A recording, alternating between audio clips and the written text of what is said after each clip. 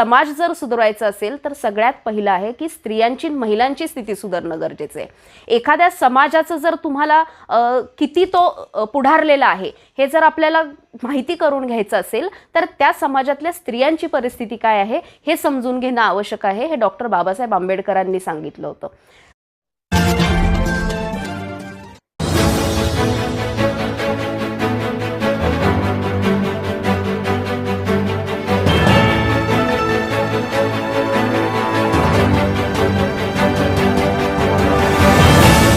सर्वांना जय जिजाऊ, जय सावित्री, जय अहिल्या, जय रमाई, जय भारत. बंधू भगिनींनो, आज आपण पुन्हा एकदा जागृती न्यूजच्या माध्यमातून जे आपण वैचारिक वारसा हे सत्र आपण जे सुरू केलेलं आहे त्याच्या दुसऱ्या भागामध्ये आपण आज पुन्हा एकदा महिलांच्या विषयावरती आपण बोलणार आहोत. मागच्या वेळेस आपण महिलांच्या जो काही इतिहास आहे किंवा आत्ता सध्याच्या स्थितीला जी काही त्यांची परिस्थिती आहे याच्यावरती आपण चर्चा केली होती.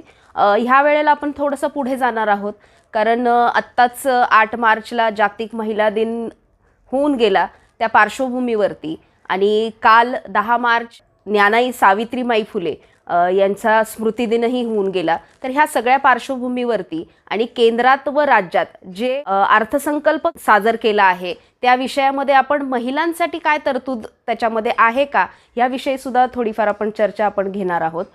तर विषय आपण सर्वात पहिला जागतिक महिला दिनाच्या निमित्ताने आपण घेऊयात. आपल्याला सर्वांना माहितीच आहे की जागतिक महिला दिन का साजरा केला जातो, पण थोडक्यात त्याची एक पार्श्वभूमी मी आपल्याला सांगते.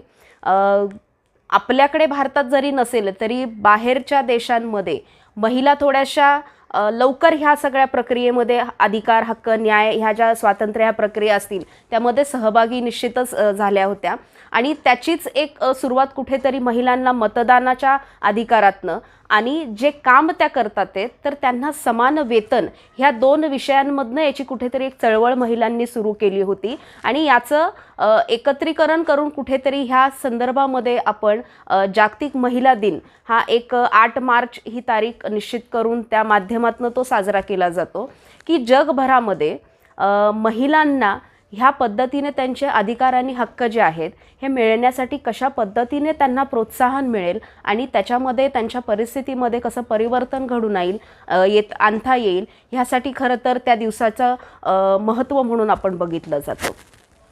महिला दिनाच्या निमित्ताने अनेक मतभेदही आपल्यामध्ये निर्माण होतात आहेत. काही लोकांना असंही वाटतंय की महिला दिन साजरा करू नये कारण आजही अनेक अन्याय अत्याचार हे महिलांवरती होत आहेत.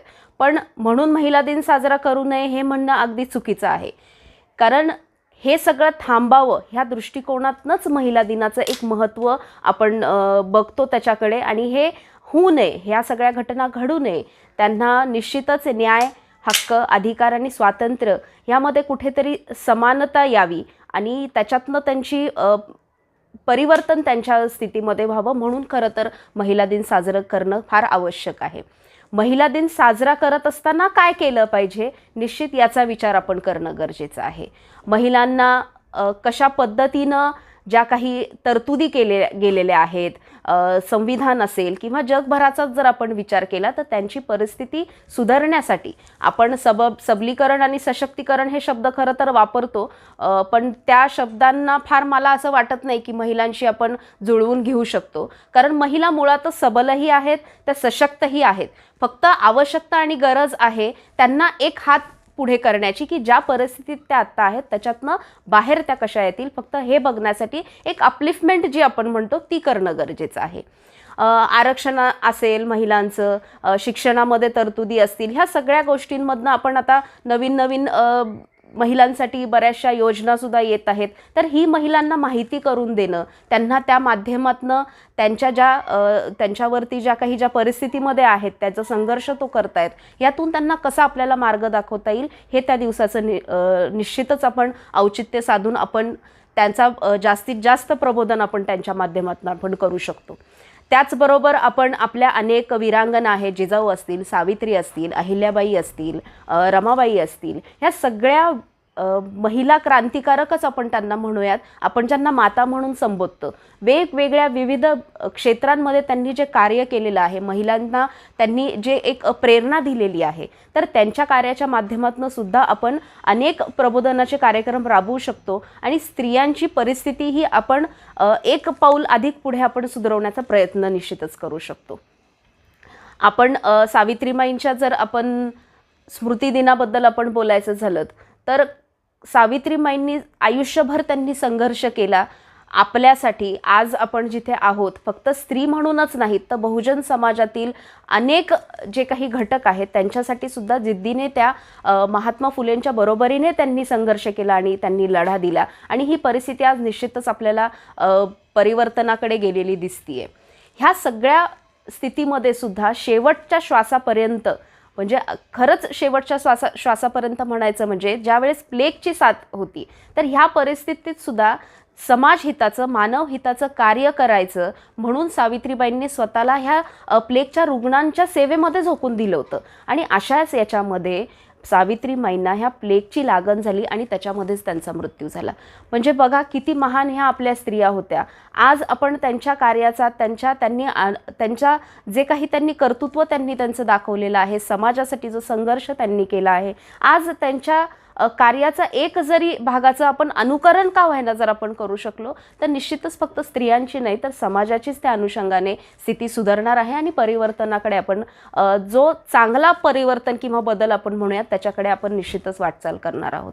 ह्या सगळ्या गोष्टींचा जर आपण पाहिलं, आपण UN बाबत आपण जर बोललो, युनायटेड नेशन्स हे जे आहेत की ज्यांनी जगाच्या एका सुधारणाबाबत जो ह्युमॅनिटी आपण ज्याला मानवता आपण म्हणतो त्या अनुषंगाने हे जिथे काम केलं जातं, याच्यामध्ये अनेक राष्ट्र त्याच्यामध्ये सहभागी आहेत, भारतही त्याच्यामध्ये सहभागी आहे. त्यांची सस्टेनेबल डेव्हलपमेंट गोल्स नावाची ही त्यांनी 2015 साली एक संकल्पना काढली होती आणि त्याद्वारे त्यांनी 17 ध्येय काढले होते.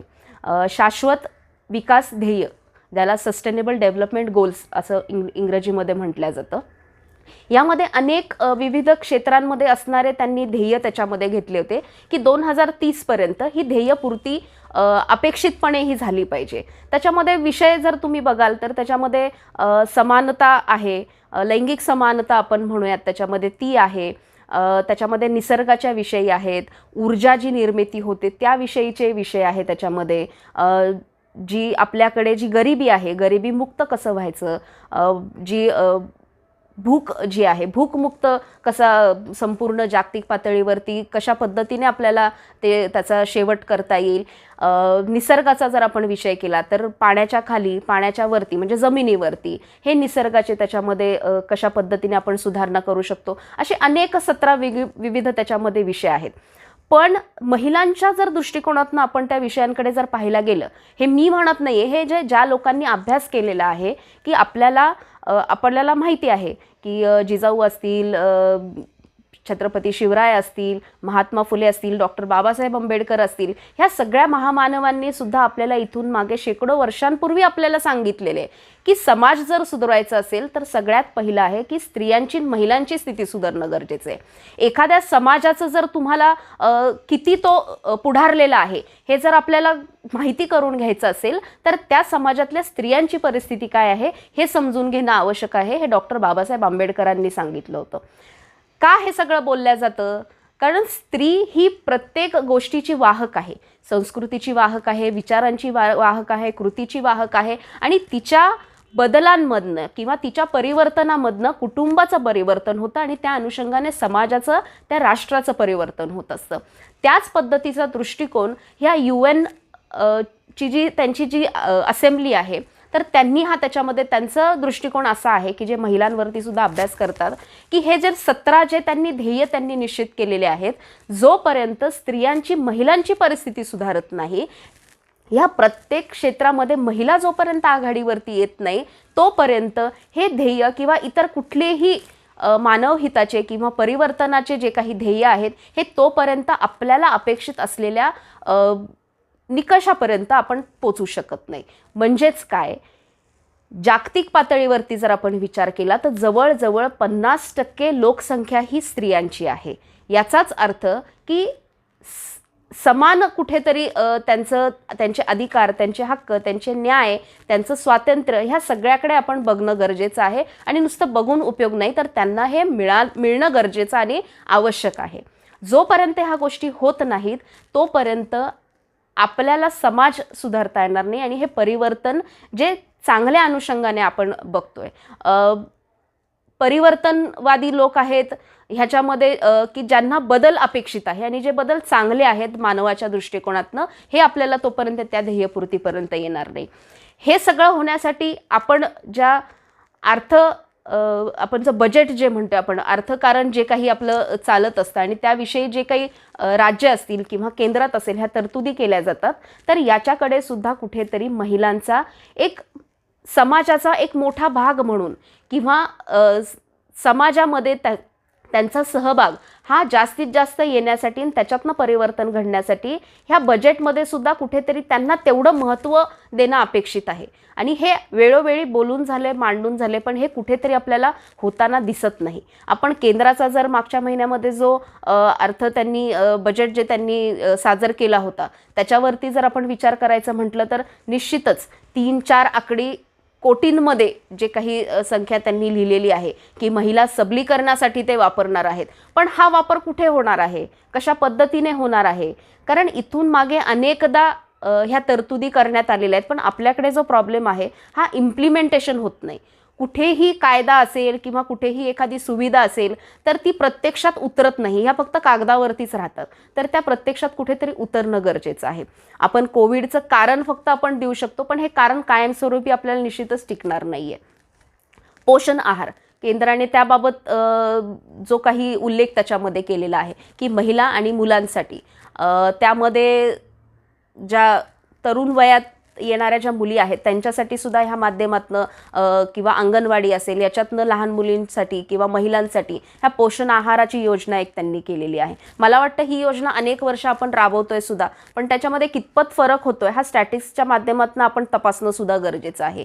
स्थिती फार काही सुधारत नाही आहे. जी अपेक्षा किंवा जे ध्येय आपण ठेवतो हे त्याच्यातनं पूर्णत्वाला येत नाही, कारण कुठेतरी त्याचं अंमलबजावणी जी आहे ही व्यवस्थितरित्या होत नाही. आपण हजारो कोटींचे आपण बजेटमध्ये आपण त्याचे घोषणा आपण करतो, पण ह्या माध्यमातनं जे पैसे जे आहेत आपण जनतेचेच पैसे आहेत, निश्चितच हे जनतेसाठीच आपण कारणी लावण्यासाठी सरकार त्याची तरतूद करत असते. पण हे खरंच तिथे पैसा त्याचा उपयोग होतो का, ह्या बजेटचा त्या क्षेत्रांमध्ये ज्या पद्धतीने उल्लेख केलेला आहे तिथे त्याचा विनियोग होतो का, हे सुद्धा बघणं तितकंच महत्त्वाचं आणि गरजेचं आहे.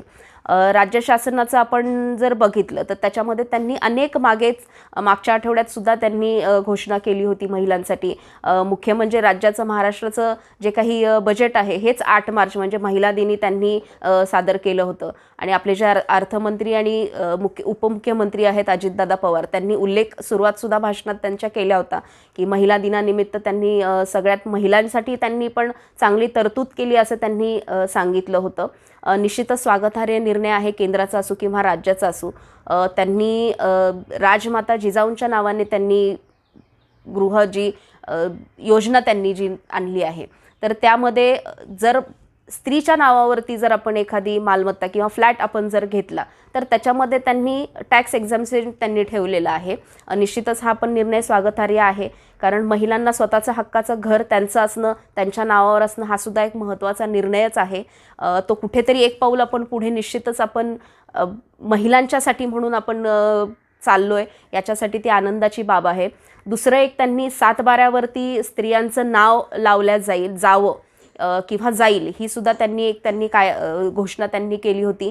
तो सुद्धा एक खरंच चांगला निर्णय आहे, कारण स्त्रियांची परिस्थिती जर सुधारायची म्हटली तर स्त्रियांना कुठेतरी अर्थकारणात आणणं हे फार गरजेचं आहे. म्हणजे त्या कमवत्या होणं हे गरजेचं आहे.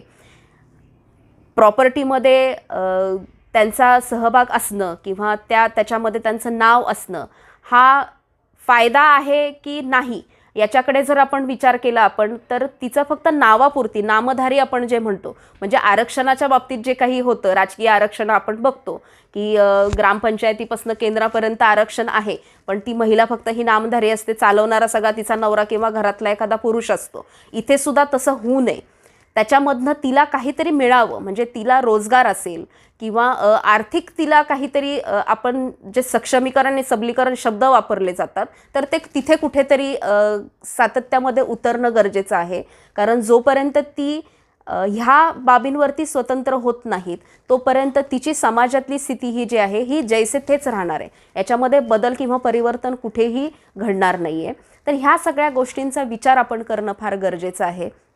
आपण मोठमोठी नावं देतो, वीरवीरांगणांची, महामानवांची, आपण सगळ्या योजनेला, सगळ्या गोष्टींना आपण नावं निश्चितच आपण त्यांचा आदर्श म्हणून आपण तिथे देण्याचा प्रयत्न करत असतो.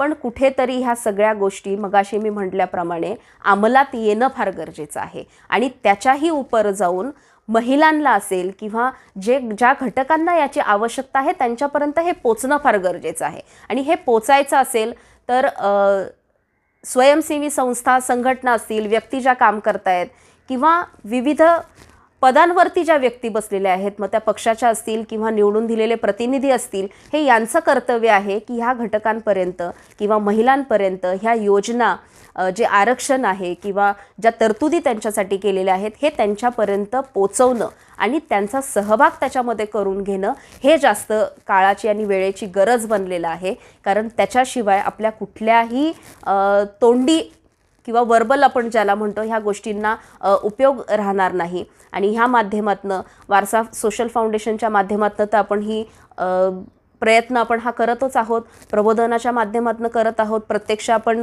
मार्ग दाखवून आपण त्या पद्धतीने आपण करत आहोत. आपलाही सहभाग याच्यामध्ये निश्चित सर्वांचा अपेक्षित आहे. जागृती न्यूजच्या माध्यमातून वेळोवेळी अनेक वक्ते, अनेक समाजातील विविध क्षेत्रांमध्ये लोकसुद्धा आपल्याला आव्हान करत असतात. या माध्यमातून मी सुद्धा पुन्हा आपणा सर्वांना आव्हान करते की समाजाची जर परिस्थिती सुधारायची असेल, स्त्रियांची जर परिस्थिती सुधारायची असेल तर एकटी मी किंवा एकटे तुम्ही राबून किंवा कार्य करून चालणार नाही. महामानवांनी दाखवलेल्या मार्गावरती आपण एकत्र एकसंध होऊन जर आपण प्रयत्न केले तर निश्चितच आपल्याला यश लवकर मिळेल. कारण परिस्थिती सुधारतीये हे म्हटलं तरी ती इतक्या हळू आणि इतक्या संथ गतीने ती चालली आहे की ती होतीये की नाही हे सुद्धा आपल्याला खरं तर त्याच्यातला फरक समजून येत नाही. म्हणून मी पुन्हा एकदा आपल्याला जागृती न्यूजच्या माध्यमातून आव्हान करते, वारसा सोशल फाउंडेशन असेल किंवा इतर आपण कार्य करत असताल त्या माध्यमातून ह्या सगळ्या बाबींकडे आपण लक्ष देणं किंवा त्याची माहिती देणं, प्रबोधन करणं हे फार गरजेचं आहे. आणि आपण एक भारताचे नागरिक म्हणून ह्या बाबतीत आपण कशा पद्धतीने आपला वाटा उचलू शकतो आणि आपलं कार्यभाग सांभाळून, आपला कार्यभाग आपण पार पाडून आपण मग इतरांकडे बोट दाखवू शकतो की ह्या सगळ्या परिस्थितीमध्ये कशा पद्धतीने परिवर्तन घडून आणेल. आणि आज मला वाटतं की हा आपला विषय एवढा आजचा निश्चितच पुरेसा आहे. आणि आपल्याला जर काही आणखीन वाटत असेल तर आपण याच्यामध्ये आपलाही सहभाग निश्चितच नोंदवा. काही आपल्याला वाटत असेल की ह्या माध्यमातून कार्य करणं आवश्यक आहे, कशा पद्धतीने आपण करू शकतो, निश्चितच आपण त्याच्यामध्ये सुद्धा आपण प्रयत्न करूयात, आपण कार्य आपलं पुढे नेण्याचा. आणि ह्या माध्यमातून मी महिला दिन जो झाला त्याबद्दल मी सर्व महिला भगिनींना महिला दिनाच्या शुभेच्छा देते. ज्ञानाई सावित्रीमाई यांचे जो स्मृतिदिन होता त्याबद्दल त्यांना मनापासून अभिवादन मी करते. त्यांच्या स्मृतीस मी नतमस्तक होते. आणि असंच मार्ग त्यांनी त्यांच्या कार्यातनं आपल्याला जो दाखवला आहे तो आपल्या माध्यमातून पुढे आपण नेत राहूयात. आपण सहभाग याच्यामध्ये जो नोंदवत आहात त्याबद्दल मी आपली सर्वांची जागृती न्यूज आणि वारसा सोशल फाउंडेशनच्या माध्यमातून आभार मानते आणि इथेच थांबते. जय जिजाऊ, जय सावित्री, जय अहिल्या, जय रमाई, जय भारत.